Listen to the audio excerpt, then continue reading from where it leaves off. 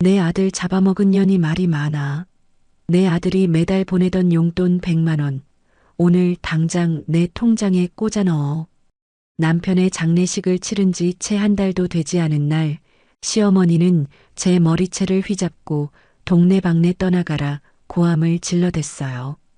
자신의 금쪽 같은 아들이 불륜을 저지르다 천벌을 받아 죽었다는 건 꿈에도 모른 채 멀쩡하던 아들이 죽은 이유가 오로지 제 재수 때문이라며 죽은 아들 대신 돈을 보내라고 협박까지 했죠. 아들을 잃은 슬픔보다 끊겨버린 용돈에 더 안달이 난 그 추악한 눈빛을 보며 저는 미소를 지어 보였습니다. 어머니 아들이 왜 죽었는지 알려드리면 까무러치실 텐데요.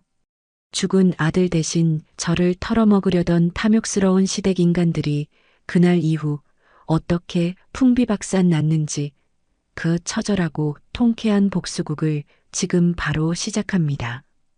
시작하기 전에 좋아요 버튼 꾹 눌러주세요. 여러분들 하루에 축복이 가득하길 기원합니다. 저는 초등학생 두 아이를 키우며 은행 창구에서 매일같이 쏟아지는 숫자들과 씨름하며 살아온 평범하고도 억척스러운 엄마였습니다. 부모님 도움 없이 가난을 딛고 일어서려 남들보다 2배는 더 뛰었고 겨우 내 집 마련에 아이들 학원비 걱정 안 할 정도가 되었을 때 비로소 안도의 숨을 내쉬며 이제야 사람답게 사는구나 싶었죠. 남편은 이름만 대면 다 아는 대기업 과장으로 누구에게나 싹싹하고 다정한 사람이라 주변에선 다들 저더러 전생에 나라를 구했다며 복 많은 여자라고 입을 모아 칭찬했답니다. 주말이면 아이들 손잡고 공원을 산책하고 제 생일이면 잊지 않고 꽃다발을 들고 퇴근하던 그 모습이 어찌나 선하고 믿음직스러웠는지 저는 세상 천지에 우리 남편 같은 천사가 또 없을 줄로만 믿고 살았네요. 그날도 여느 때와 다름없는 평온한 평일 오후였습니다. 은행 창구에서 몰려드는 손님들을 맞이하며 정신없이 전표를 처리하고 있었는데요. 그런데 갑자기 가방 깊숙한 곳에서 진동이 요란하게 울려대는데 왠지 모를 불안함이 엄습해서 서둘러 전화를 받았더니 경찰서라며 남편이 큰 사고를 당해 위독하다는 날벼락 같은 소식을 전하더라고요. 아침에 지방 출장 간다며 넥타이를 고쳐 매주던 저에게 웃으며 손을 흔들던 사람이 고속도로에서 전복 사고가 났다는 말을 듣는 순간 제 머릿속은 하얗게 비어버리고 다리에 힘이 풀려 일어나지도 못한 채 한참을 멍하니 있었죠. 어떻게 병원 응급실까지 달려갔는지 지금도 기억이 가물가물한데요. 미친 여자처럼 머리를 산발하고 복도를 가로질러 달려갔지만 제가 마주한 건 이미 차가운 흰천에 덮여 미동도 없는 남편의 마지막 모습이었답니다. 의사는 골든타임을 놓쳐 손을 쓸 수가 없었다며 이미 사망 판정을 내렸고 저는 그 소리를 듣자마자 가슴을 쥐어짜며 비명을 지르다 남편의 차가운 손을 붙잡고 제발 눈 좀 떠보라고 울부짖었습니다. 그런데 곁에서 안쓰러운 눈으로 저를 지켜보던 간호사가 조심스럽게 제 어깨를 두드리며 물었어요. 환자분 보호자 되시죠? 저기 옆 침대에 계신 동승자 여성분 신원도 혹시 아시나요? 그 말 한마디에 제 울음이 순식간에 멈추며 온몸에 소름이 돋더라고요. 동승자라니 분명 혼자 출장을 간다고 했던 사람인데 제 남편 곁에 누가 있었다는 건지 도무지 이해가 되지 않아 홀린 듯 옆 침대로 고개를 돌렸습니다. 그런데 거기 누워있는 낯선 여자가 입고 있는 티셔츠를 보는 순간 제 심장이 덜컥 내려앉으며 숨이 턱 막혔는데요. 그 여자가 입고 있는 옷은 남편이 커플로 입자며 사왔던 한정판 티셔츠와 똑같은 디자인이었거든요. 사고 현장에서 수거해온 남편의 가죽 가방을 열어보는 제 손은 이미 제 것이 아닌 것처럼 사시나무 떨듯 떨리고 있었고 꼭 남의 물건을 훔치는 도둑놈처럼 죄책감이 들면서도 확인해야겠다는 일념으로 지퍼를 열었습니다. 그런데 그 안에서 툭 떨어진 건 업무 서류 뭉치가 아니라 화려한 레이스가 치렁치렁 달린 새빨간 여자 속옷과 오늘 날짜로 찍힌 제주도행 비행기 티켓 2장이었답니다. 남편은 출장을 간 게 아니라 그 상간녀와 밀월 여행을 떠나려고 공항으로 향하던 길에 사고가 났던 거였어요. 저는 그 자리에 얼어붙어 한참 동안이나 그 추악한 증거물들을 내려다보며 헛웃음을 삼켰습니다. 병실에 누워 목숨을 구걸하는 상간녀와 이미 차갑게 식어버린 남편의 시신 사이에서 저는 갈기갈기 찢겨나간 마음을 붙잡고 아이들의 얼굴을 떠올리며 억지로 눈물을 참아냈답니다. 남편의 죽음을 슬퍼할 겨를도 없이 밀려오는 배신감에 몸서리가 쳐졌지만 경찰서에 가서 사고 당시의 블랙박스 영상을 확인해야 한다는 생각에 무거운 발걸음을 옮겼는데요. 경찰서 조사실에서 영상을 확인하려는데 정말 그 자리에 서 있는 것조차 고통스러워 소름이 돋았어요. 하지만 제 눈으로 직접 확인하지 않으면 평생 이 의구심 속에서 제 자신을 갉아먹을 것 같아 입술을 깨물며 재생 버튼을 눌렀습니다. 화면이 켜지자마자 흘러나오는 소리는 제 영혼을 갈갈이 찢어놓기에 충분했어요. 남편은 평소 저에게 보여주던 그 부드러운 말투는 온데간데없고 아주 저속하고 비열한 목소리로 옆자리 여자와 속삭이고 있더라고요. 자기야 마누라 속이고 이렇게 나오니까 진짜 짜릿하지 않아? 걔는 아마 지금도 은행에서 뼈 빠지게 일하고 있을 텐데. 우리가 이러는 건 꿈에도 모를걸? 이라며 낄낄거리는 남편의 목소리에 제 피가 거꾸로 솟고 심장이 터질 것 같은 분노가 치밀어 올랐답니다. 영상 속 두 사람은 고속도로를 달리는 와중에도 서로의 몸을 더듬으며 수위 높은 애정 행각을 벌이고 있었고 남편은 저를 향해 돈밖에 모르는 독한 여자라며 온갖 비하 발언을 서슴지 않았죠. 맹세코 제가 살아오며 그리고 남은 생에서도 그렇게 놀랍고 참담한 경험은 다시는 없을 것 같다는 생각이 들 정도로 남편의 배신은 처절했고 저는 말문이 막혀 대답조차 하지 못한 채 화면 속 괴물 같은 남자의 모습을 응시했습니다. 사고가 나기 직전까지도 그 여자의 허벅지를 쓰다듬으며 다음 여행지 호텔에서 할 음란한 약속들을 나누는 그 추악한 대화들이 제 귀에 박힐 때마다 저는 제 인생 전체가 부정당하는 기분이 들었답니다. 그러다 갑자기 커다란 충돌음과 함께 화면이 거칠게 흔들리며 암전이 되었고 제 정신줄도 함께 놓아버리고 싶을 만큼 깊은 절망의 구렁텅이로 빠져드는 기분이었어요. 경찰서에서 나오자마자 집으로 간 저는 남편의 서재를 뒤지며 또 다른 배신의 흔적들을 찾아내기 시작했습니다.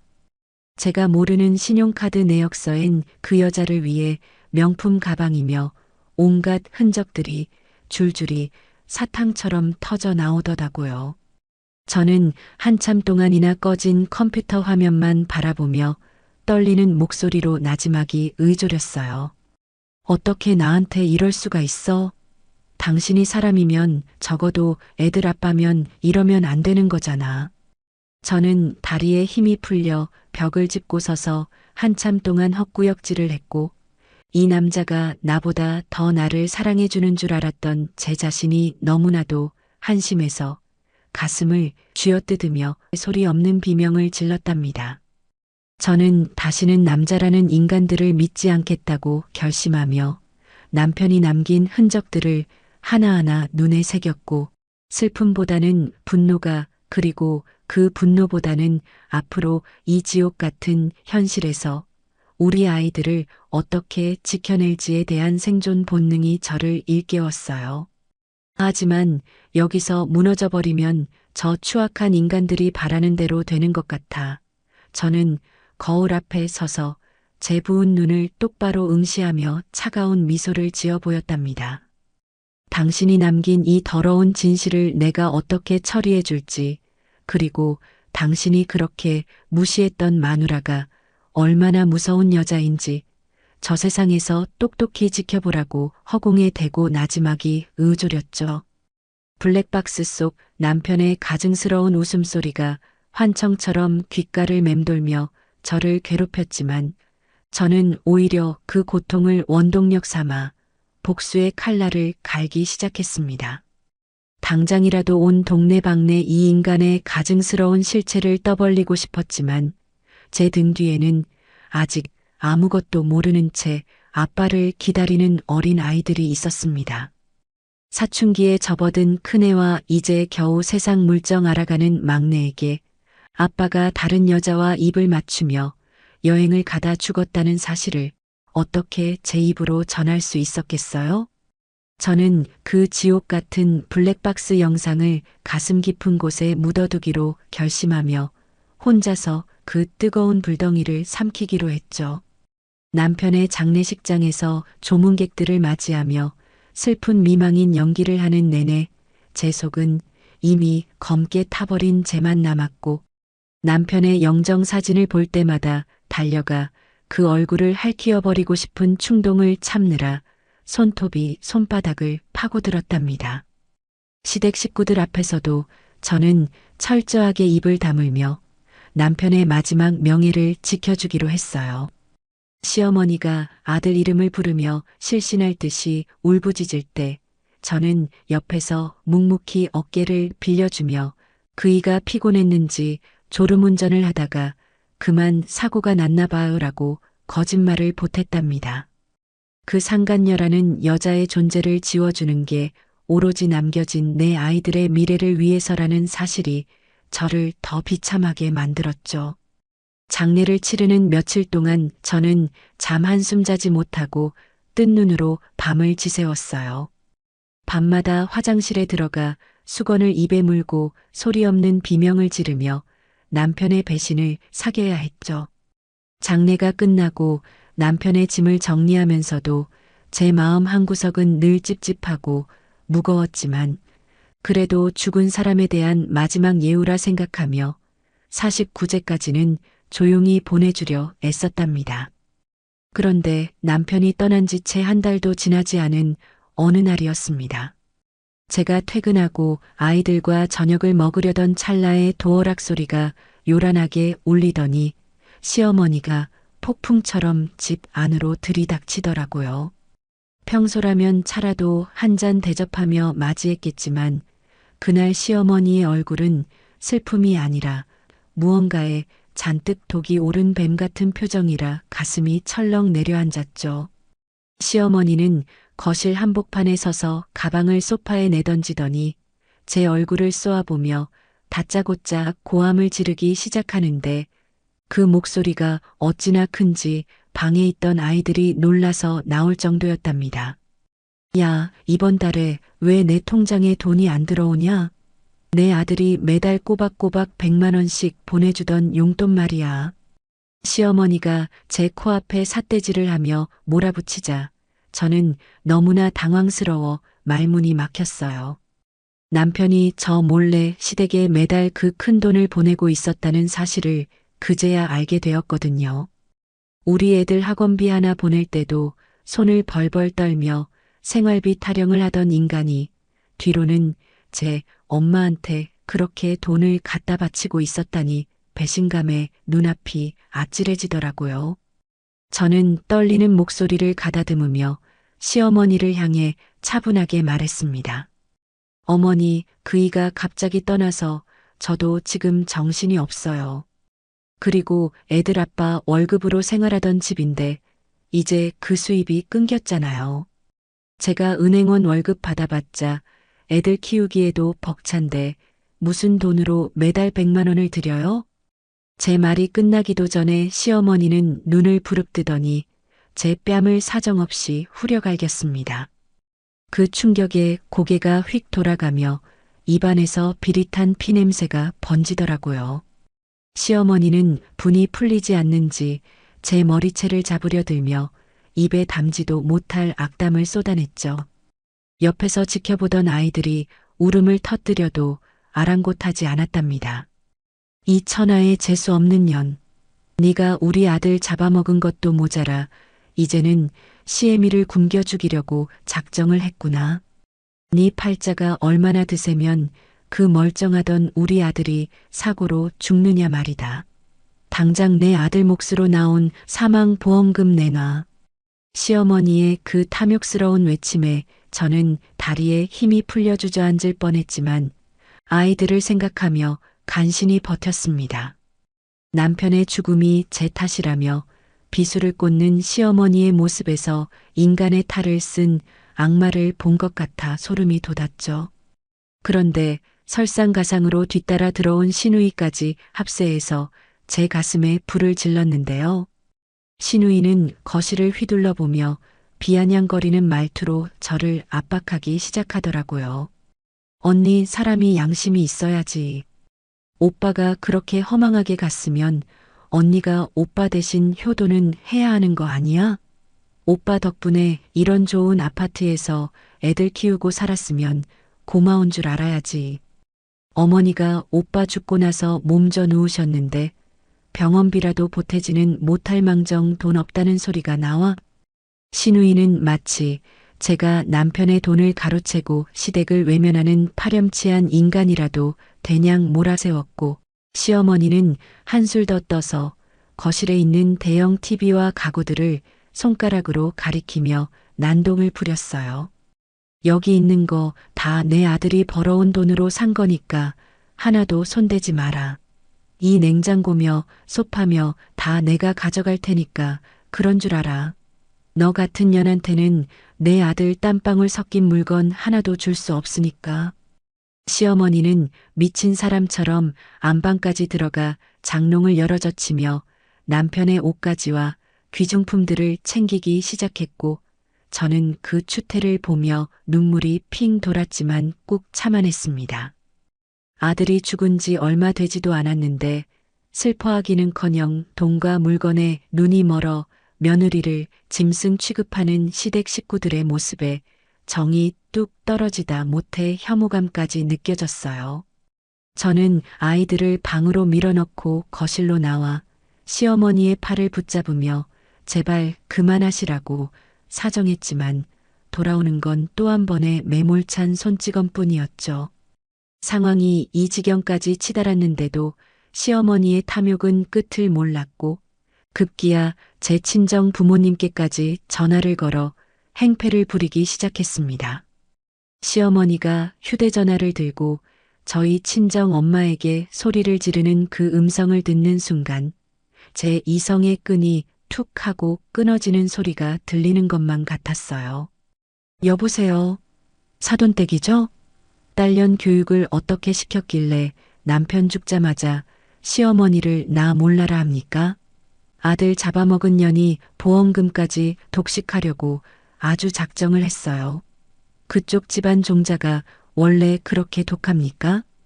친정 엄마가 전화를 받고 당황해서 어쩔 줄 몰라 하는 목소리가 수화기 너머로 새어 나오는데 가슴이 철렁 내려앉고 심장이 터질 것처럼 뛰더라고요. 평생 남에게 싫은 소리 한 번 안 하고 사신 저희 부모님께 저런 모욕을 주는 시어머니를 보는 순간 제가 지켜주려 했던 남편의 명예며 시댁에 대한 예우가 다 무슨 소용인가 싶었죠. 저는 시어머니의 손에서 전화를 빼서 바닥에 내동댕이 쳤고 제 눈에서는 전에는 본 적 없는 서늘한 안광이 번뜩이기 시작했답니다. 어머니, 정말 여기까지 하실 거예요? 제가 그동안 참은 게 어머니가 무서워서인 줄 아세요? 그이가 어떻게 죽었는지, 누구랑 어디를 가다가 그렇게 됐는지 제가 입 열면 어머니 감당하실 수 있겠느냐고요. 제가 악에 받쳐 소리를 지르자 시어머니는 잠시 주춤하는 듯 했으나 이내 다시 삿대질하며 제 머리채를 잡으려 달려들었습니다. 하지만 저는 더 이상 예전의 순종적인 며느리가 아니었고 제 가슴속에는 이미 남편에 대한 배신감과 시댁에 대한 증오가 뒤섞인 거대한 불길이 타오르고 있었답니다. 저는 다리에 힘을 주고 버티며 시어머니의 손을 거칠게 뿌리쳤고 그런 제 변화에 당황한 시누이는 뒤에서 웅얼거리며 눈치를 보기 시작하더라고요. 밤은 깊어가고 거실은 아수라장이 된 채 시어머니의 악다구니와 제 거친 숨소리만 가득했고 저는 속으로 피눈물을 흘리며 맹세했답니다. 당신들이 오늘 저지른 이 만행을 뼈저리게 후회하게 해주겠다고 말이에요. 맹세코 제가 살아오며 이렇게 참담하고 비참한 기분은 처음이었지만 그 절망은 이내 아주 차갑고 날카로운 복수심으로 변해 제 혈관을 타고 흐르기 시작했죠. 시어머니가 우리 친정 부모님께까지 전화를 걸어 입에 담지 못할 폭언을 쏟아부은 그날 이후 시어머니는 매일같이 저한테 전화를 걸어대거나 퇴근길에 회사 정문까지 찾아와 제 팔뚝을 낚아채며 소란을 피웠답니다. 야, 이 잡아먹으려나. 내 아들 목숨값으로 나온 보험금 당장 내놓으라고. 라며 복도가 떠나가라 소리를 지르는 통에 동료들 보기가 민망해서 쥐구멍에라도 숨고 싶은 심정이었어요. 경비원들의 눈총을 받으며 도망치듯 자리를 피할 때마다 제 안의 도끼는 점점 더 진해졌습니다. 시어머니는 제가 입술을 꾹 깨물고 대응하지 않자 이제는 제가 자기 아들을 죽음으로 몰아넣고 돈을 가로채려 작정한 살인마라도 되냥 동네방네 소문을 내고 다녔습니다. 정말 그 가증스러운 입술을 꿰매버리고 싶은 충동을 참느라 매일 밤 손톱이 손바닥을 파고들도록 주먹을 쥐었죠. 저는 은행원이라는 제 직업적 감각을 살려 남편이 남긴 마지막 경제적 흔적들을 아주 이잡듯이 뒤지기 시작했습니다. 그 과정에서 제가 마주한 진실은 블랙박스 영상 속의 음탕한 대화보다 훨씬 더 잔인하고 참담했는데요. 남편이 죽기 직전 시댁 식구들이 십수년째 살고 있는 그 낡은 아파트를 담보로 저 몰래 거액의 대출을 받은 사실을 서류로 확인했을 때 저는 제 눈을 의심하며 몇 번이나 안경을 닦고 다시 들여다보았습니다. 세상에 어떻게 자기 부모가 평생을 일궈온 집을 담보로 이런 짓을 할 수가 있어? 당신 정말 인간이 맞긴 한 거야?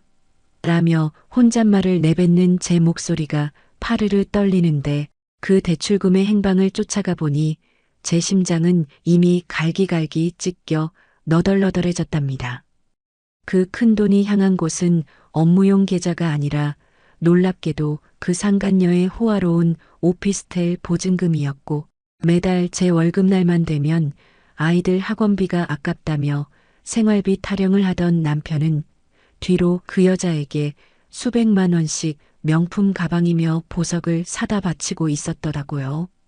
우리 큰애 피아노 학원비가 3만 원 인상되는 것에도 눈살을 찌푸리며 애 교육을 뭐 그렇게 유난스럽게 시키냐 적당히 가르쳐고 돈 쓰는 데 있어서는 제 자존심을 긁어대던 인간이 그 여자에게는 매달 300만 원이 넘는 용돈을 아주 정기적으로 꼬박꼬박 송금하고 있었다는 사실에 저는 헛웃음이 터져나오다 못해 눈물이 앞을 가렸습니다. 시어머니는 자기 아들이 세상 어디에도 없는 효자 중의 효자라며 저더러 발끝만치라도 따라가 보라고 소리를 질러댔는데 정작 그 효자 아들은 지 애미 살고 있는 집구석까지 담보로 잡아 불륜녀 뒷바라지를 하고 있었으니 이 얼마나 기가 막히고 코가 막히는 노릇인가요? 저는 그 대출 서류와 상간녀에게 흘러들어간 돈의 흐름을 하나하나 캡처하고 복사하며 서류 뭉치가 쌓여갈수록 제 마음속에는 시댁 식구들을 향한 일말의 연민도 사라졌습니다. 시어머니는 여전히 제가 화수분이라도 되는 줄 알고 야 이년아 시어머니 대우는커녕 용돈 한 푼 안 보내고 네가 그러고도 사람 자식이냐? 널 며느리라고 들인 게 내 평생 한이다. 라며 입에 담지 못할 문자를 보내왔지만 저는 그 문자를 보며 아주 서늘한 미소를 지었답니다. 저는 마지막으로 시어머니에게 기회를 주려고 전화를 걸었습니다. 어머니, 정말 이렇게까지 하셔야겠어요? 저도 참고 있는데 한계가 있고, 이제는 저도 제 인생 찾고 싶어요. 제발 그만하세요. 라고 나름대로 정중하게 경고했지만 시어머니는 제 말이 끝나기도 전에 비명을 지르며 제 가슴에 대못을 박더라고요. 어디서 감히 시어머니한테 훈계질이야? 너 같은 년은 우리 아들 잡아먹은 죄로 평생 내 발판이나 하면서 살아야 해. 당장 내일 모레까지 돈 안 해오면 내 회사 앞에 가서 머리채 잡고 흔들 줄 알아. 내가 너 같은 건 사회적으로 매장하는 거 일도 아니란 말이다. 시어머니의 그 탐욕 섞인 악다구니를 듣는 순간 저는 이제 정말 판도라의 상자를 열 때가 왔음을 직감했고 당신이 그렇게 애지중지하던 효자 아들의 실체가 얼마나 구역질 나는지 그리고 당신들이 유일한 재산이라 믿고 있던 그 알량한 집구석이 어떻게 무너져 내릴지 제가 직접 보여주기로 결심한 것이죠. 저는 남편의 서재에서 발견한 태블릿 PC와 대출 명세서 그리고 상간녀와의 카드 결제 내역을 가방에 챙겨 넣으며 심장이 터질 듯한 긴장감과 묘한 해방감을 동시에 느꼈답니다. 저는 다음 날 아주 차분하고 상냥한 목소리로 시어머니에게 다시 연락을 해서 어머니, 제가 곰곰이 생각해보니 생각이 짧았어요. 그동안 서운하게 해드린 거 다 사죄드리고 보험금 정리한 목돈 좀 챙겨서 갈 테니까 이번 주말에 시댁 식구들 다 모이게 해주세요. 라고 제안했답니다. 시어머니는 제 말에 언제 그랬냐는 듯 목소리 톤을 180도 바꾸더니 그래, 이제야 며느리 구실을 제대로 하려나 보네. 진작 이랬으면 서로 얼굴 붉힐 일 없었잖니? 내가 너 미워서 그런 게 아니라 다 너 잘되라고 그런 거다. 라며 콧노래를 흥얼거리는 게 수화기 너머로 다 들리더라고요. 시어머니는 신이 나서 시누이는 물론이고 멀리 사는 고모며 친척들까지 다 불러 모아 거창한 고기 파티를 열겠다고 호언장담을 했고 저는 그 기고만장한 태도에 끓어오르는 분노를 억누르며 차갑게 전화를 끊었습니다. 그들이 생각하는 목돈이란 건 아마도 죽은 아들의 명예를 팔아 얻은 피 묻은 돈이겠지만 제가 들고 갈 것은 그들의 세상을 무너뜨릴 가장 강력한 폭탄이었거든요. 주말이 밝았고 저는 평소 입지 않던 새까만 정장을 머리부터 발끝까지 차려입었습니다. 거울 속 제 모습이 꼭 누군가의 장례식을 다시 치르러 가는 기분이 들더라고요. 시댁 대문을 열고 들어서니 벌써 집 안가득 고기 굽는 냄새와 시끌벅적한 웃음소리가 진동하는데 시어머니는 현관까지 마중 나와 어머, 우리 며느리 왔니? 어서 와라. 여기 앉아서 고기 좀 먹어. 오늘 고기가 아주 좋다. 라며 가식적인 웃음을 지어 보였답니다. 시누이도 옆에서 거들며 언니 역시 통이 크네. 엄마가 언니 칭찬을 얼마나 했는지 몰라요. 우리 오빠가 언니 하나는 잘 골랐다니까? 라며 제 가방에 든 봉투를 확인하고 싶어 눈을 번뜩이는데 그 탐욕스러운 인간들의 군상을 보고 있자니 구역질이 올라와서 미칠 것 같았거든요. 식탁 가득 차려진 갈비며 잡채며 산해진 미들 사이에서 그들은 벌써 목돈이 생기면 아파트 인테리어를 새로 할지 해외여행을 갈지 꿈에 부풀어 떠들어대고 있었고 저는 그 아수라장 같은 분위기 속에서 묵직한 서류 봉투와 태블릿 PC를 가슴에 꼭 안고 있었습니다. 식사가 어느 정도 무르익고 모두가 거실 소파에 둘러앉아 제가 내놓을 돈 봉투만을 목이 빠지게 기다리며 저더러 애미야 고생 많았다 역시 우리 가문의 복덩이다 하며 침이 마르게 아부를 떨 무렵 저는 천천히 자리에서 일어나 거실 한복판으로 걸어 나갔습니다. 제 표정이 너무나도 차갑고 서늘해서였는지 시끌벅적하던 거실이 순간 찬물을 끼얹은 듯 조용해지더라고요. 시어머니는 의아한 듯 저를 쳐다보며 왜 그러니? 돈은 어디 있느냐? 얼른 내놓고 같이 과일이나 먹자. 라고 물었어요. 저는 그 질문에 대답 대신 들고 있던 태블릿 PC를 거실 대형 TV에 연결했죠. 시어머니는 제 행동이 그저 보험금을 송금하는 과정을 투명하게 보여주려는 줄로만 굳게 믿고는 그래. 우리 며느리가 은행원이라 그런지 아주 똑 부러지게 일 처리를 하네. 자, 다들 조용히 좀 해봐라. 우리 며느리가 큰 선물 보따리 풀려나 보다. 라며 기고만장하게 소리를 질렀지만 저는 그 가당치 않은 칭찬의 대답 대신 재생 버튼을 아주 천천히 꾹 눌렀습니다.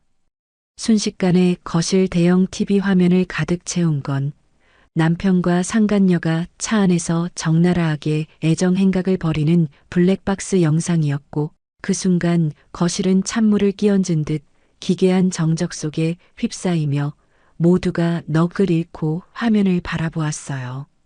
화면 속에서 남편은 커플 티셔츠를 입고 그 여자의 허벅지를 아주 노골적으로 쓰다듬으며 비열하게 낄낄거리고 있었죠. 시어머니는 아들의 그 추잡한 음성과 적나라한 영상을 마주하자마자 얼굴이 흙빛을 넘어 순식간에 하얗게 질려버렸고 쥐고 있던 과일 포크를 바닥에 떨어뜨려 쨍그랑 소리가 울려 퍼졌습니다. 그 소름 돋는 정막 속에서 저는 오직 남편의 가증스러운 목소리만이 거실을 가득 채우게 내버려 두었답니다. 저는 떨리는 손을 등 뒤로 감춘 채 더욱 서늘하고 단단한 목소리로 시어머니의 눈을 똑바로 쳐다보며 가동한 가슴 깊숙이 묻어두었던 진실들을 하나하나 끄집어내어 빗으로 꽂기 시작했습니다. 어머니, 잘 보세요. 이게 바로 어머니가 입이 마르게 칭찬하던 그 잘난 효자 아들이자 내 아이들의 아빠라는 인간의 실체예요. 어머니 아들은 피곤해서 졸음운전하다 사고 난 게 아니라 상간녀랑 커플티 맞춰 입고 제주도 밀월여행 가다가 하나님한테 천벌 받아서 죽은 거라고요. 그런데도 저더러 재수 없는 년이라고 하셨나요? 제 말이 끝나기가 무섭게 거실 여기저기서 경악 섞인 신음과 웅성거림이 터져나왔지만 저는 멈추지 않고 가방에서 서류 뭉치를 꺼내 시어머니의 발등 앞으로 한 장씩 아주 천천히 날려보냈죠. 그 서류들은 상간녀의 산부인과 진료 기록부터 은밀한 호텔 예약 확인서, 그리고 남편이 그 여자에게 사다 바친 수천만 원어치의 명품 카드 명세서들이었어요. 종이들이 거실 바닥에 눈송이처럼 흩날릴 때마다 시어머니의 고개는 수치심과 경악으로 점점 더 아래로 꺾여 내려갔죠. 시누이가 당황해서 얼굴이 벌개진 채로 언니, 지금 이게 무슨 미친 짓이에요? 죽은 오빠를 이렇게까지 처참하게 모욕해야겠어요? 애들이 알면 어쩌려고 이래요. 라며 악을 써댔지만 저는 시누이를 향해 더 매서운 눈빛을 쏘아붙이며 가장 치명적인 폭탄을 던졌답니다. 바로 시댁 식구들이 목숨처럼 아끼는 이 아파트를 담보로 받은 거액의 대출 서류였죠. 저는 그 서류를 시어머니의 면상에 던지다시피 하며 단호하게 일갈했습니다. 어머니, 정신 차리고 이 서류 똑똑히 보세요. 어머니 금쪽 같은 아들이 이 집 담보로 대출받아서 그 상간녀 오피스텔 보증금 해줬단 말입니다. 이제 곧 은행에서 압류 통지서 날아오고 어머니는 이 나이에 길바닥에 나앉게 생겼는데 지금 아들 명예 타령이 나오세요? 당신들이 나한테 내놓으라고 난리치던 그 보험금? 그거 이 대출금 갚기에도 턱없이 부족해서 제가 개인 빚까지 떠안게 생겼다고요. 시어머니는 믿을 수 없다는 듯 바닥에 떨어진 대출 서류를 집어들고 돋보기도 쓰지 않은 채 떨리는 손으로 글자를 읽어내려갔습니다. 급기야는 짐승 같은 비명을 지르며 제 바짓가랑이를 붙잡으려 들었지만 저는 그 가증스러운 손길을 매몰차게 뿌리쳤어요. 거기서 끝내지 않고 저는 블랙박스 영상 뒷부분을 다시 재생했죠. 거기엔 남편이 상간녀에게 시어머니를 흉보는 아주 충격적인 대화가 고스란히 담겨 있었거든요. 우리 엄마, 그 노인네 완전 동기심 붙었어. 매달 100만 원씩 꼬박꼬박 줘도 더 내놓으라고 매일같이 들들 볶는데 내가 미쳤다고 그 돈을 다 줘? 남편의 그 비열한 목소리가 거실을 울리자 시어머니는 뒤통수를 커다란 망치로 얻어맞은 듯 멍한 표정으로 TV 화면만 응시하다가 이내 가슴을 쥐어짜며 아이고, 내 팔자야. 내가 저런 놈을 아들이라고 믿고 내 몸을 다 바쳤는데 저 화상 저걸 어째? 라며 거실 바닥을 치며 통곡하기 시작했죠. 아들의 추잡한 배신과 당장 평생 살던 집이 날아갈지도 모른다는 공포, 그리고 자신을 돈 귀신이라 비하했다는 사실에 큰 충격을 받은 시어머니는 결국 입에 거품을 물듯 꺽꺽대다가 눈을 뒤집으며 그 자리에서 뒤로 고꾸라지며 쓰러졌답니다. 거실은 순식간에 아수라장으로 변했고 시누이는 쓰러진 엄마를 붙잡고 울부짖다가 저를 향해 이 독한 년, 네가 우리 집구석 다 망쳐놨어. 너도 무사하지 못할 줄 알아. 라며 머리채를 잡으러 달려들었어요. 하지만 옆에 앉아있던 친척들이 시누이를 거칠게 가로막으며 야, 네 오빠가 저지른 짓을 보고도 그런 소리가 나오냐? 너희 오빠가 천벌받을 짓을 해서 네 엄마가 쓰러진 거지. 며느리가 무슨 죄냐? 걔는 누굴 닮아서 저 모양이냐? 라며 오히려 서로를 탓하고 비난하기 시작하는데 그 꼴이 어찌나 가관인지 구역질이 올라와서 도저히 견딜 수가 없더라고요. 돈 봉투를 기대하며 모였던 친척들은 이제 자기들한테 불똥이 튈까봐 슬금슬금 뒷걸음질을 치며 가방을 챙겨 도망치듯 자리를 뜨기 시작했고 시댁 거실은 아비규환의 현장이 되었답니다. 저는 그 난장판 속에서 홀로 차갑게 서서 헝클어진 머리칼을 쓸어 넘기며 마지막으로 바닥에 쓰러져 신음하는 시어머니를 향해 나직하지만 뼈가 서린 차가운 독백을 남겼어요. 어머니, 저를 아들 잡아먹은 년이라고 부르셨죠? 이제는 추악한 진실 속에서 어머니 아들이 남긴 그 끔찍한 빚더미 안고 비참하게 죽어가는 게 누군지 똑똑히 지켜보세요. 저는 이제 제 갈 길 갑니다. 저는 그 말을 끝으로 뒤도 돌아보지 않고 가방을 챙겨 그 구역질 나는 집구석을 박차고 나왔어요. 현관문을 닫는 순간 등 뒤에서 들려오는 시누이의 악다구니와 시어머니의 처절한 신음이 멀어져 가며 제 가슴속을 짓누르던 커다란 바위 덩어리가 순식간에 가루가 되어 흩어지는 듯한 기묘한 해방감을 느꼈죠. 밤 공기는 차가웠지만 제 뺨을 스치는 바람이 어찌나 시원하고 달콤한지 저는 생전 처음으로 가슴속 깊은 곳에서 터져나오는 깊은 숨을 내뱉으며 어두운 골목길을 당당히 걸어 내려갔답니다. 맹세코 제가 살아오며 이렇게 참담한 방식으로 누군가를 파멸시킨 적은 없었지만 이 길만이 제 아이들과 저를 지키는 유일한 방법이었음을 저는 확신했고 그 어떤 후회도 남지 않았거든요. 검은 옷을 휘날리며 어둠 속으로 걸어가는 제 등 뒤로 무너져 내리는 시댁의 소리가 환청처럼 들려왔지만 저는 결코 뒤돌아보지 않았고 이제야 비로소 제가 살아가야 할 진짜 이유와 방향을 찾은 것 같아 가슴이 벅차올랐답니다. 하지만 진정한 복수는 그저 한순간의 폭로로 끝나는 게 아니라는 걸 저는 은행원으로 산전수전 다 겪으며 너무나도 잘 알고 있었어요. 저는 다음 날 아침 전날의 눈물로 퉁퉁 부은 눈을 얼음물로 씻어내고 제가 가진 옷 중 가장 날카롭고 빈틈없는 정장을 골라 차려입은 채 곧장 변호사 사무실로 향했습니다. 제 손에는 남편이 그 상간녀에게 퍼부었던 수억 원의 돈줄기가 고스란히 찍힌 은행 명세서와 블랙박스 영상이 담긴 USB가 묵직하게 들려 있었죠. 저는 그 여자를 상대로 위자료 청구 소송은 물론이고 남편이 제 허락도 없이 우리의 공동 재산을 유용한 부분에 대해 불법 행위에 의한 손해배상 청구까지 단 한치의 오차도 없이 진행하며 그녀의 숨통을 서서히 조이기 시작했답니다. 변호사님, 법대로 해주세요. 저는 단 한 푼의 합의도 할 생각이 없고 그 여자가 가진 마지막 자존심까지 다 털어내야 제 직성이 풀릴 것 같아요. 라며 차갑게 제 뜻을 전했고 소송이 진행되는 내내 그 여자는 제 발등상 아래서 살려달라고 제발 한 번만 용서해달라고 비굴하게 매달렸어요.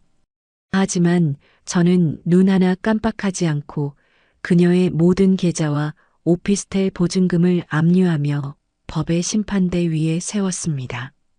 결국 법원은 제 손을 들어주었고 그 여자는 제가 청구한 거액의 위자료와 반환금을 감당하지 못해 결국 파산 선고를 받고 길바닥으로 나앉았다는 소식을 들었을 때 저는 비로소 10년 묵은 체증이 내려가는 기분이었답니다. 들리는 소문에 의하면 화려한 명품으로 치장하던 그 여자는 빚쟁이들에게 쫓기다 결국 지방의 어느 유흥업소 화류계로 흘러 들어갔다고 하는데 남의 가정을 처참하게 파탄내고 남의 남편 돈으로 호의호식하던 대가가 얼마나 무겁고 처참한지 그녀는 이제야 뼈저리게 느끼고 있겠죠. 저는 그녀의 비참한 말로를 전해 들으며 뿌린 대로 거두는 법이지. 네가 흘린 눈물만큼 아니 그보다 더 처절하게 살아보렴이라며 나직하게 의조렸습니다. 이제 제 시선은 남겨진 시댁 식구들의 완전한 몰락으로 향했답니다. 남편이 자기 부모가 평생을 일궈온 집을 담보로 받은 그 거액의 대출금은 제가 갚아줄 법적 의무가 전혀 없었기에 저는 은행원으로서의 전문 지식을 총동원해 그 채무가 고스란히 시댁의 몫으로 남게끔 치밀하게 법적 조치를 취했거든요. 시댁 아파트는 결국 불어나는 이자를 감당하지 못해 경매로 넘어갔고 평생을 그 집이 자기 것이냥 기고만장하게 굴며 저를 핍박하던 시어머니는 단 한 푼도 건지지 못한 채 낡은 보따리 몇 개만 들고 차가운 길바닥으로 쫓겨났다는 소식을 전해 들었습니다. 시어머니는 갈 곳이 없어지자 염치도 없이 다시 저한테 전화를 걸어 애미야, 내가 죽을 죄를 졌다. 이 늙은이 길바닥에서 굶어 죽게 둘 거냐? 제발 방 한 칸만 내다오. 라며 울며불며 매달렸지만 저는 그 가증스러운 목소리를 듣자마자 일말의 망설임도 없이 차갑게 전화를 끊고 번호를 차단해버렸죠. 시어머니는 결국 보증금 몇백만 원짜리 곰팡이 냄새 진동하는 지하 월세방으로 들어갔다고 하는데 화려한 예단과 매달 꼬박꼬박 들어오던 용돈을 밝히던 그 탐욕스러운 노년이 얼마나 쓸쓸하고 비참할지 상상만 해도 제 안의 묵은 응어리가 씻겨 내려가는 기분이었어요. 인과응보는 거기서 멈추지 않고 시어머니 옆에서 제 속을 긁어대며 사사건건 시비를 걸던 시누이에게도 날카로운 화살이 되어 날아갔습니다. 바로 그녀의 오빠가 불륜을 저지르다 비참하게 죽었다는 사실이 그녀의 시댁 식구들 귀에까지 들어가고 만 건데요. 시누이의 시댁은 명예와 가문을 중시하는 집안이라 그런 추잡한 집안과는 사돈을 맺고 살 수 없다며 그녀를 몰아세웠고 결국 시누이는 남편에게 이혼 서류를 받고 하루아침에 쫓겨나는 처지가 되었더라고요. 언니, 제발 우리 시댁에 오빠 일 좀 잘 말해줘요. 나 이렇게 이혼당하면 정말 죽어버릴 거야. 라며 제 발치에 엎드려 빌던 시누이의 모습은 예전에 제 뺨을 때리던 그 기세등등함은 찾아볼 수 없는 초라한 패배자의 모습일 뿐이었죠. 저는 그런 그녀를 차갑게 내려다보며 네 오빠가 저지른 업보를 왜 아무 죄 없는 나더러 책임지라는 거니?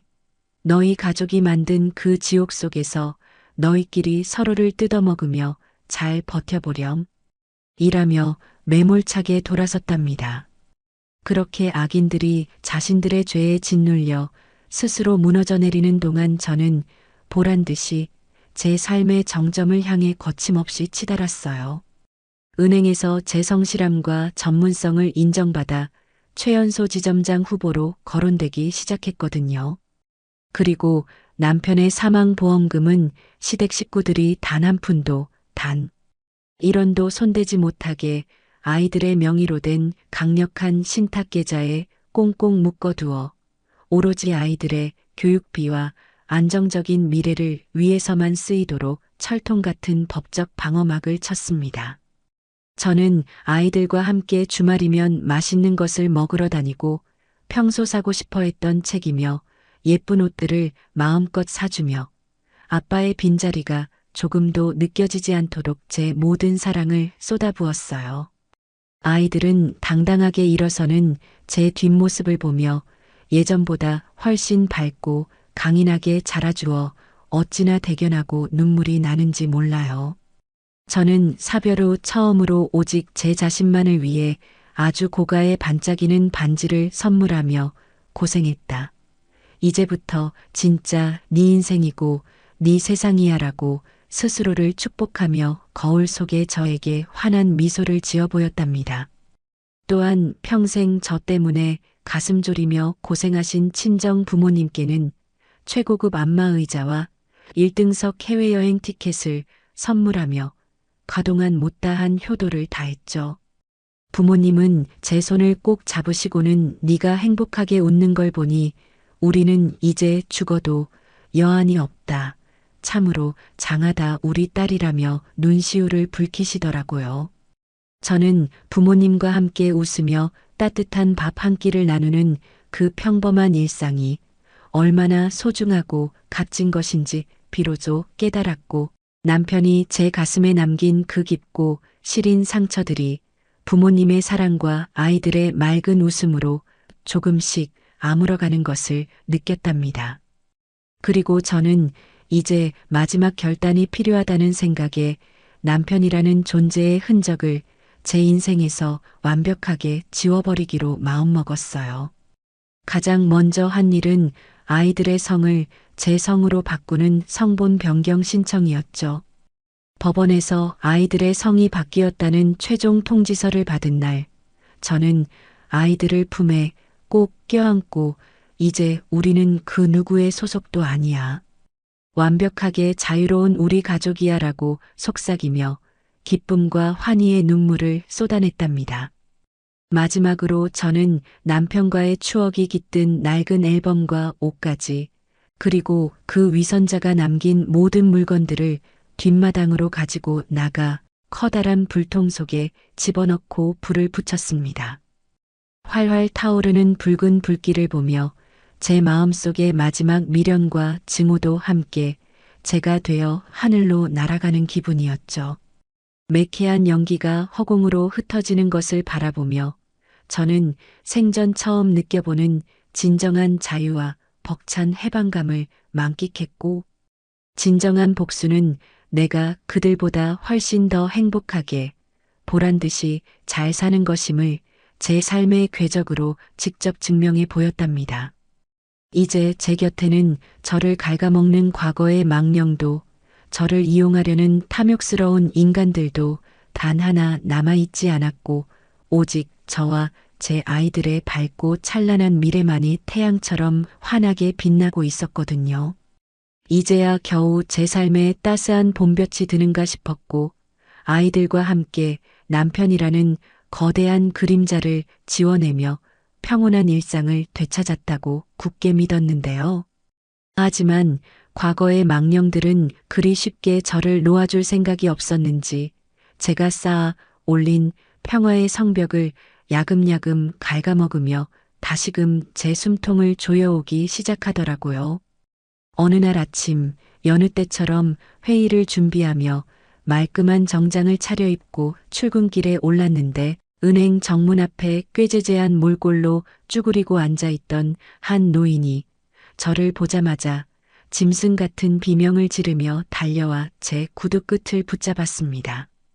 그게 바로 한때 서슬퍼런 기세로 저를 잡아먹지 못해 안달이던 제 인생을 지옥으로 몰아넣었던 시어머니라는 사실을 깨닫는 순간 제 심장은 다시금 차가운 바닥으로 곤두박질 치고 말았어요.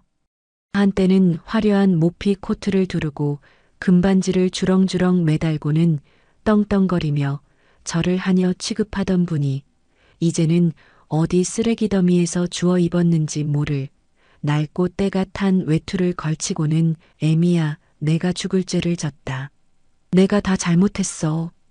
이 늙은이 좀 살려다오. 라며 출근하는 직원들과 손님들 다 보는 앞에서 바닥을 굴러대며 구걸을 시작했죠. 그 가증스러운 연기에 소름이 돋아 제 온몸에 닭살이 돋고 뒷목이 뻣뻣해지더라고요.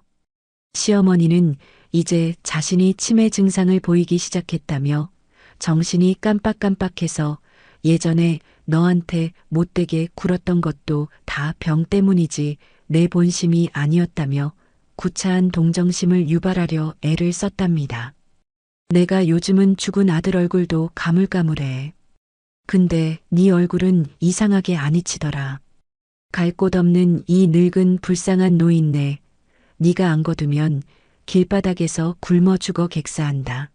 라며 눈물 콧물을 쏟아내는데 저는 그 가짜 눈물 뒤에 번뜩이는 탐욕의 눈빛을 읽었기에 일말의 동요도 없이 그 더러운 손을 매몰차게 뿌리쳤습니다. 어머니, 연기학원이라도 다니셨어요? 하지만 제 마음은 이미 단단한 돌덩이가 되었으니 이런 저질스러운 쇼는 그만하시고 당장 제 눈앞에서 사라지세요. 라고 냉정하게 쏘아붙이며 돌아섰죠. 하지만 제 등 뒤로 들려오는 시어머니의 악에 바친 가짜 울음소리는 온종일 은행 업무를 보는 내내 제 귓가를 환청처럼 맴돌며 제 기분을 지독하게 망쳐놓았답니다. 그런데 시어머니의 이 비겁한 구걸은 단지 시작에 불과했는지 며칠 뒤 제 책상 위에는 신우이가 보낸 시퍼런 내용 증명 한 통이 툭 떨어지더라고요. 예전에 급하다고 사정사정해서 빌려갔던 제 돈을 갚으라는 독촉에 신우이는 반성은커녕 오히려 제 아이들을 볼모로 삼아 저를 협박하기 시작했답니다. 언니, 애들이 자기 아빠가 어떻게 죽었는지 그 추잡한 블랙박스 영상 속에서 무슨 짓을 했는지 다 알게 되면 그 충격을 감당할 수 있겠어?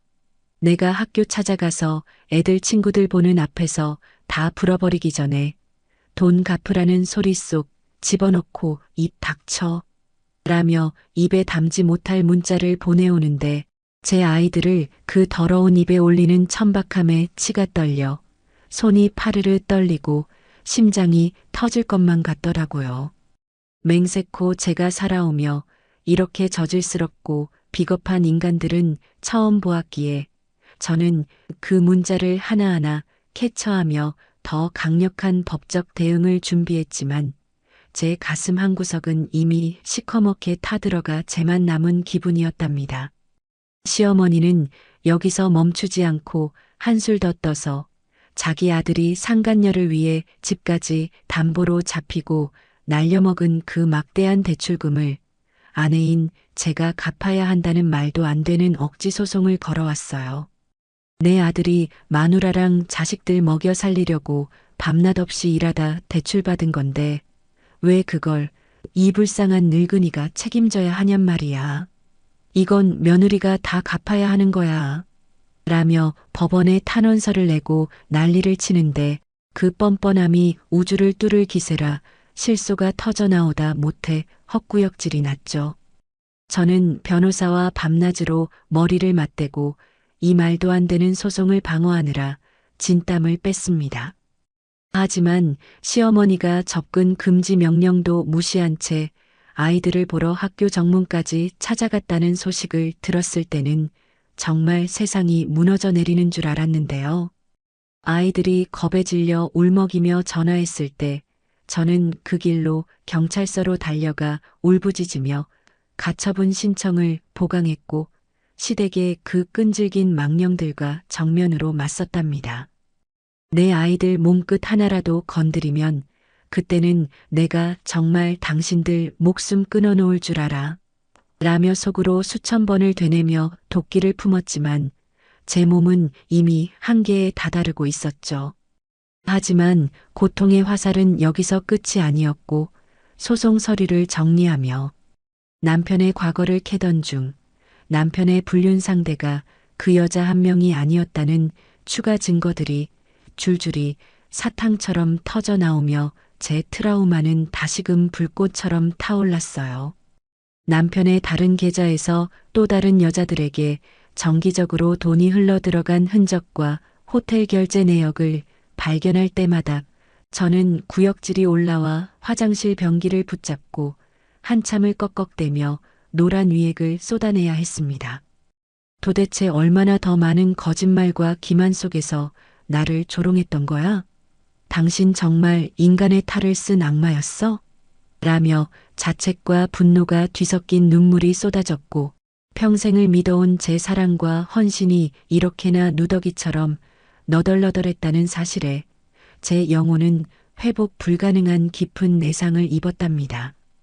아이들도 엄마의 불안한 눈빛과 떨리는 손길을 느꼈는지 혹은 고모라는 인간이 협박한 대로 무언가 더러운 소문을 들었는지 큰애가 갑자기 사춘기 방황을 시작하며 학교 성적이 뚝 떨어지고 방문을 걸어 잠근 채 말문을 닫아버리는 정서적 위기가 찾아왔을 때 저는 정말이지 모든 걸 놓아버리고 한강물에라도 뛰어들고 싶었죠.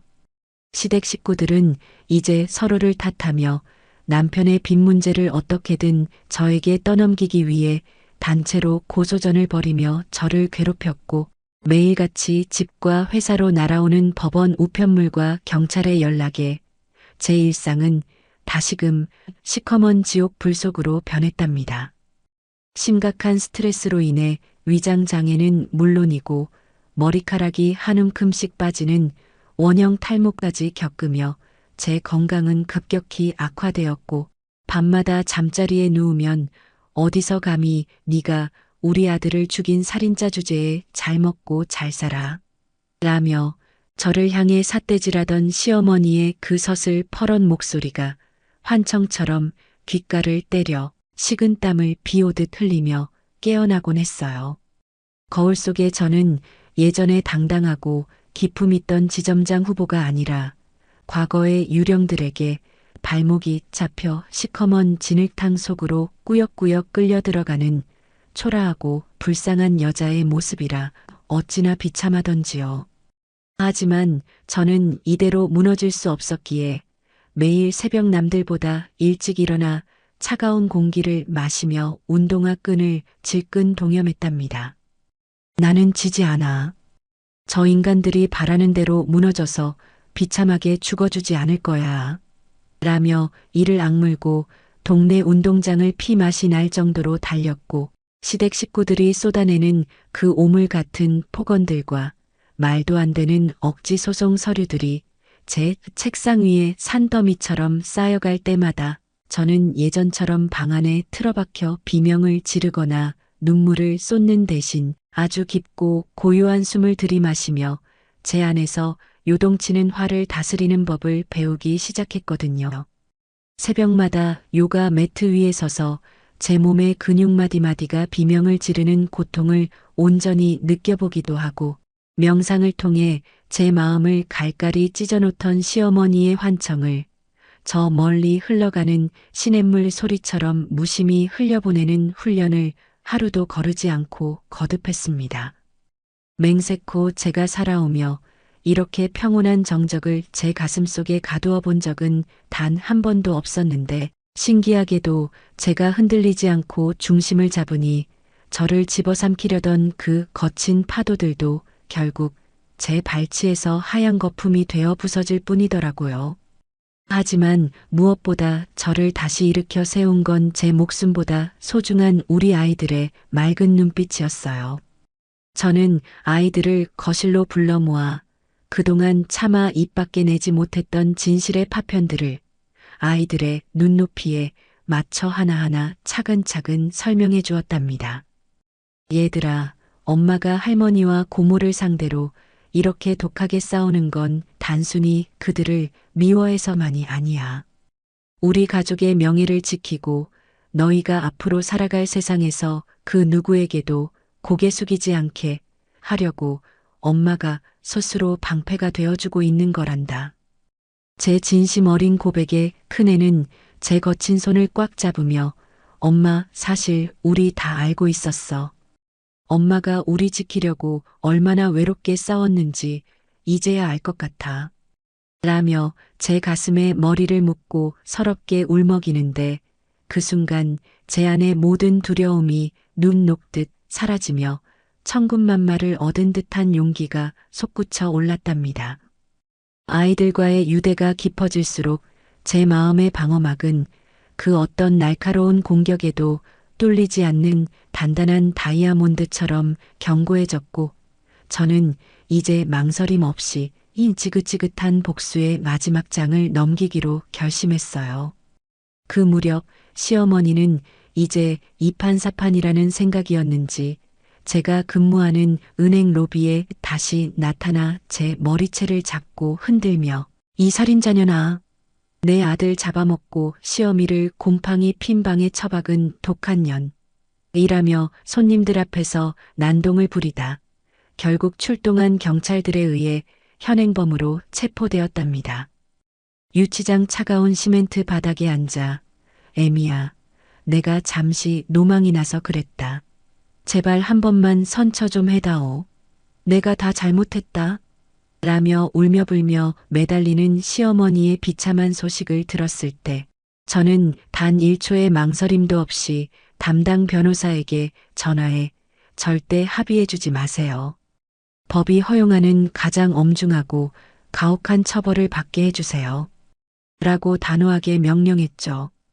평생을 남의 눈치 보며 순종적이고 멍청한 며느리로 살았던 제가 이제는 가해자에게 단 한 푼의 자비도 베풀지 않는 냉정하고 서늘한 심판자로 서게 됐어요. 시어머니는 결국 유치장 신세를 지며 그 알량한 자존심이 가루가 되도록 산산조각 났고 저는 그 틈을 타 시누이에게 빌려주었던 채무 소송에서도 최종 승소하여 그녀의 남은 재산과 통장을 모조리 압류해 그녀의 숨통을 조였답니다. 시누이는 언니, 우리 애들 우유값은 남겨줘야 할 거 아니야. 어떻게 사람이 이렇게 독해? 라며 수화기 너머로 비명을 질러댔지만 저는 그녀가 제 아이들을 협박하며 학교로 찾아가겠다고 했던 그 순간에 소름 끼치던 서늘함을 떠올리며 아무런 대답 없이 전화를 끊어버렸죠. 또한 시어머니가 청구했던 그 황당하고 가증스러운 대출금 변제 소송에서도 제 변호사는 남편의 대출금이 오로지 상간녀와의 부정한 애정 행각과 사치품 구매를 위해 쓰였다는 결정적인 증거들을 들이밀며 아내에게는 그 어떤 연대 책임도 없음을 법적으로 완벽하게 입증해 소송을 기각시켰답니다. 법정을 걸어 나오며 분에 못 이겨 바들바들 떠는 시댁 식구들의 뒷모습을 뒤로 한 채 저는 저를 돕던 실력 있는 변호사와 비즈니스 파트너로서 강력한 신뢰를 구축하며 저만의 철옹성 같은 법적 방어막을 완성했어요. 맹세코 제가 살아오며 이렇게 통쾌하고 정의로운 순간은 처음이었고 제 승리는 단순히 개인의 복수를 넘어 비슷한 아픔을 겪는 수많은 여성에게 다시 일어설 수 있다는 희망의 등불이 되었답니다. 저는 제 처절한 경험을 바탕으로 사별 여성 커뮤니티를 직접 운영하기 시작했는데 법 지식이 부족해 억울한 일을 당하고도 눈물만 흘리는 동네 언니들과 동생들에게 제가 겪은 모든 노하우와 법적 조언을 아낌없이 나누어 주며 사회적인 지지와 존경을 받는 리더로 우뚝 성장했답니다. 언니 덕분에 제가 다시 세상을 살 용기를 얻었어요. 정말 감사합니다. 라는 진심 어린 말을 들을 때마다 제 안에 골맞던 상처들이 눈부신 성공의 훈장으로 변하는 것을 느꼈고, 저는 더 이상 남편의 죽음에 매몰된 불쌍한 피해자가 아니라 자신의 삶을 스스로 개척해 나가는 주체적이고 강인한 여성으로서 커리어의 정점을 향해 거침없이 나아갔죠. 그러던 중 저는 남편의 유품 깊숙한 곳, 낡은 구두 상자 밑바닥에서 예전에는 미처 발견하지 못했던 비밀 비자금 통장 하나를 더 찾아냈는데, 그 안에는 남편이 저 몰래 비자금으로 빼돌렸던 수억 원의 뭉칫돈이 잠자고 있었답니다. 저는 그 돈을 발견하자마자 단 1초의 망설임도 없이 전액 아이들의 명의로 전환하여 아이들의 경제적 기반을 더 공고히 다졌고, 이제는 시댁 식구들이 꿈속에서라도 우리 돈을 넘볼 수 없도록 완벽하게 대못을 박아버렸네요. 저는 이제 매일 아침 거울을 보며 예전에 저를 괴롭히던 그 환청들이 더 이상 들리지 않는다는 것을 깨닫고는 홀로 조용히 미소 짓는답니다. 시어머니가 어디서 감이라며 소리치던 그 목소리는 이제 가느다란 바람 소리보다도 힘이 없어졌고, 저는 그들이 파놓은 함정에서 완전히 벗어나 저만의 높은 성벽을 쌓아 올렸거든요. 맹세코 제가 살아오며 마주한 그 수많은 배신과 고통의 시간들이 헛되지 않았음을 제가 지켜낸 아이들의 웃음소리가 증명해주고 있었답니다. 시누이가 아무리 발악을 하며 제 이름을 저주해도 저는 이미 그녀가 닿을 수 없는 저 높은 곳에서 제 삶을 끝내고 있었고, 그녀의 모든 공격은 이제 저에게 아무런 생채기도 내지 못하는 낡은 화살이 되어 바닥에 떨어졌죠.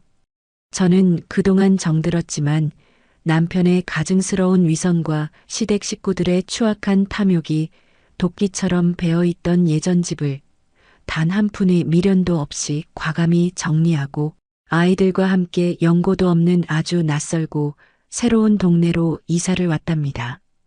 이삿짐 트럭이 멀어지고 홀로 서서 현관문을 잠그는데 그 철컥 소리가 꼭 제 인생의 지옥 같던 일막이 완벽하게 닫히는 경쾌한 종지부처럼 들려 저도 모르게 입가에 서늘하면서도 후련한 미소가 번지더라고요.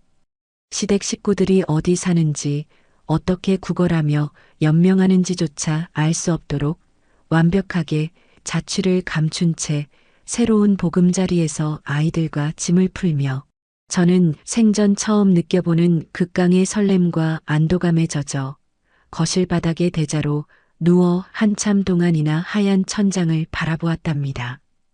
맹세코 제가 살아오며 이렇게 마음 편히 다리를 뻗고 누구의 방해도 받지 않은 채 누워본 적은 단 한 번도 없었는데, 이제는 누구의 비열한 눈치도 보지 않고 누구의 저주 섞인 비난도 듣지 않아도 되는 오로지 우리 가족만을 위한 난공불락의 성벽이 완성된 것이죠.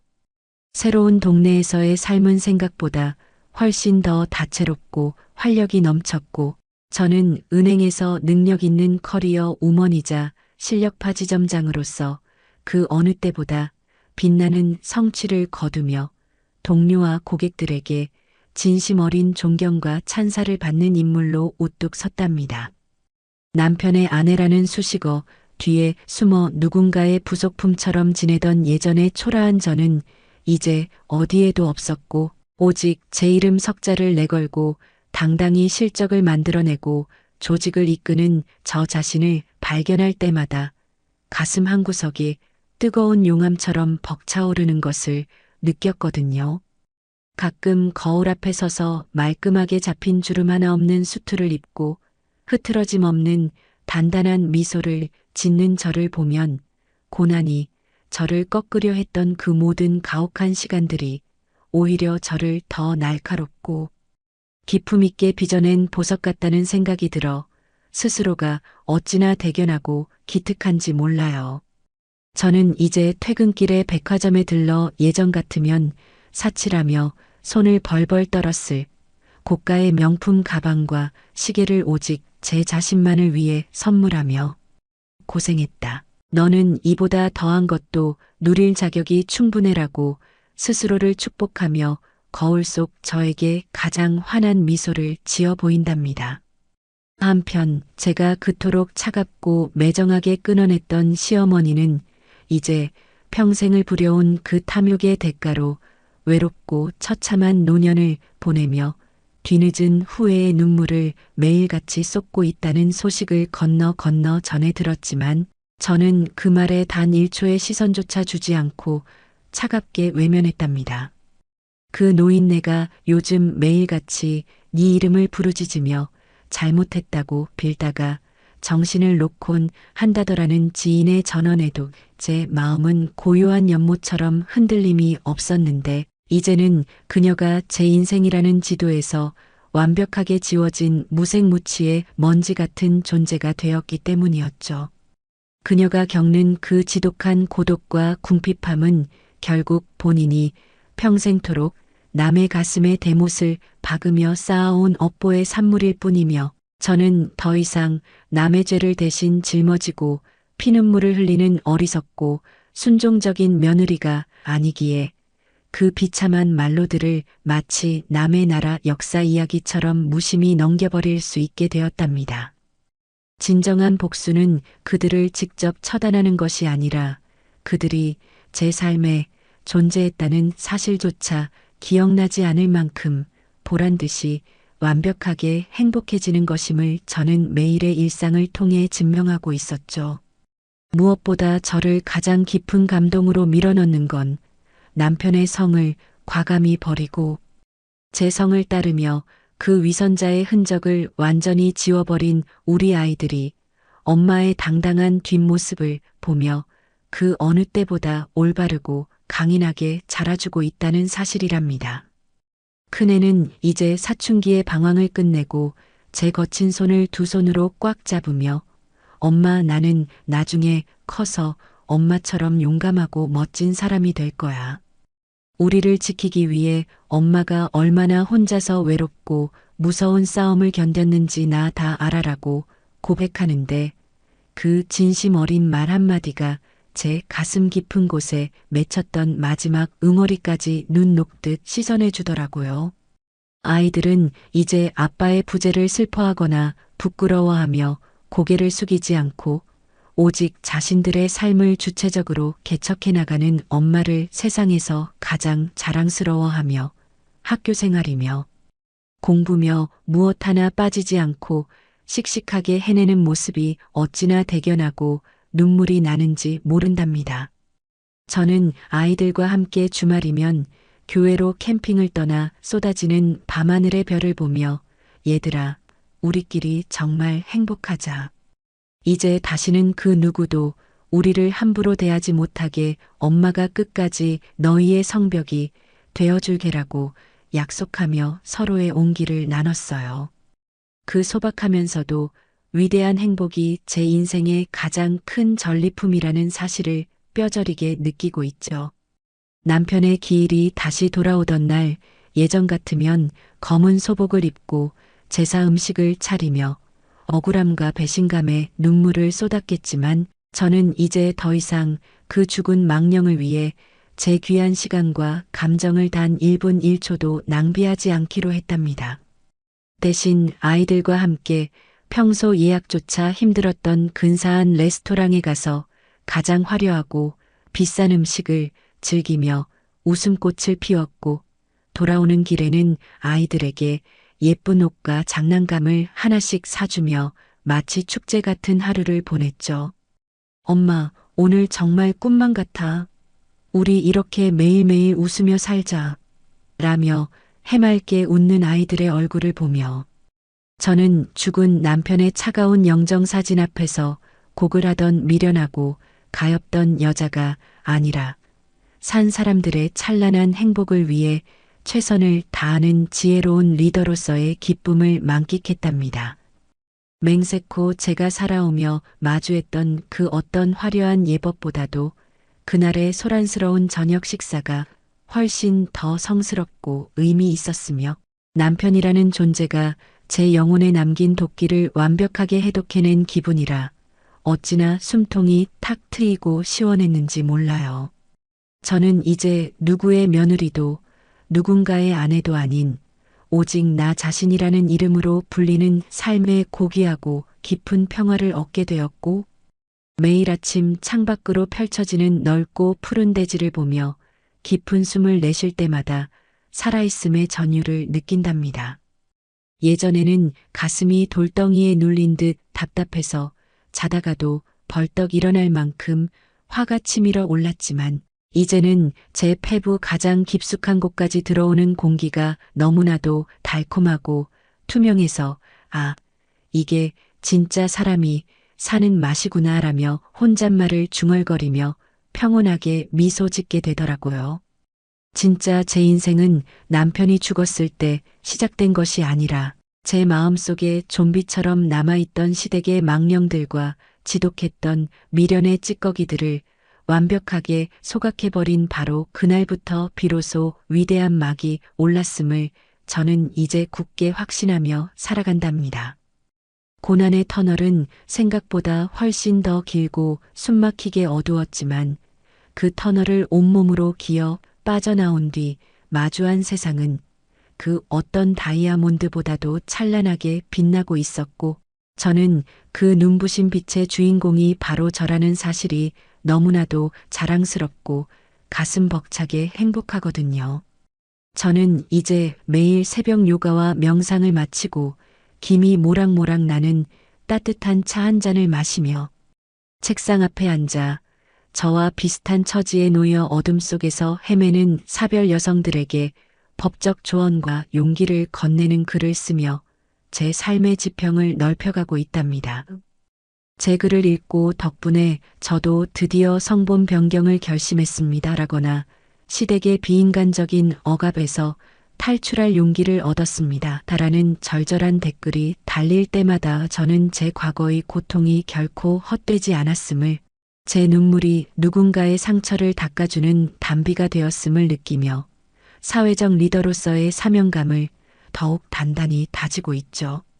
맹세코 저는 이제 그 무엇도 두렵지 않으며 제 인생의 나침반은 오직 저와 제 아이들의 행복과 안녕만을 가리키고 있기에 그 어떤 비바람과 폭풍우가 다시 몰아쳐도 결코 항로를 이탈하지 않을 것이랍니다. 남편이라는 이름의 무거운 사슬과 시댁이라는 이름의 추악한 감옥에서 완벽하게 탈출해 자신만의 거대한 왕국을 건설한 저는 이제 그 왕국의 주인이자 수호자로서 제 남은 삶을 가장 아름답고 화려하게 꽃피울 준비를 마쳤어요. 진짜 인생은 이제부터가 진짜 시작이고 저는 그 인생의 가장 높은 꼭대기에 우뚝 서서 태양을 정면으로 마주하며 영원히 지지 않는 승리의 꽃으로 활짝 피어날 것이랍니다. 그동안 제 아픔에 귀 기울여 주시고 함께 분노해 주신 모든 분께 제 진심을 담아 고개 숙여 감사 인사를 드립니다. 여러분의 삶에도 저처럼 찬란하고 뜨거운 태양이 언제나 함께하기를 간절히 기도하겠습니다. 감사합니다. 오늘 이야기는 여기까지입니다. 남편의 배신과 시댁의 가혹한 핍박 속에서도 오직 자신과 아이들을 지키기 위해 도끼를 품고 일어섰던 사연자의 모습. 여러분은 어떻게 들으셨나요? 지옥 같은 터널을 지나 마침내 찬란한 태양 아래로 당당히 걸어나가는 그녀의 뒷모습을 보며 저 또한 가슴 한구석이 뭉클해지는 카타르시스를 느꼈답니다. 인생의 밑바닥에서 마주한 절망은 때론 우리를 무너뜨리려 하지만 결국 우리를 다시 일으켜 세우는 건 나 자신을 사랑하는 마음과 소중한 가족의 존재라는 걸 다시금 깨닫게 되네요. 이제 며느리도 아내도 아닌 오직 내 이름으로 불리는 삶의 기쁨을 만끽하고 있을 사연자분께 우리 진심 어린 박수를 보내주면 어떨까요? 그녀가 맞이할 내일은 오늘보다 더 눈부시고 평온하기를 간절히 빌어봅니다. 사연자분께 응원의 댓글을 남겨주세요. 큰 위로가 돼줄 거예요. 오늘도 끝까지 함께 해주셔서 감사합니다.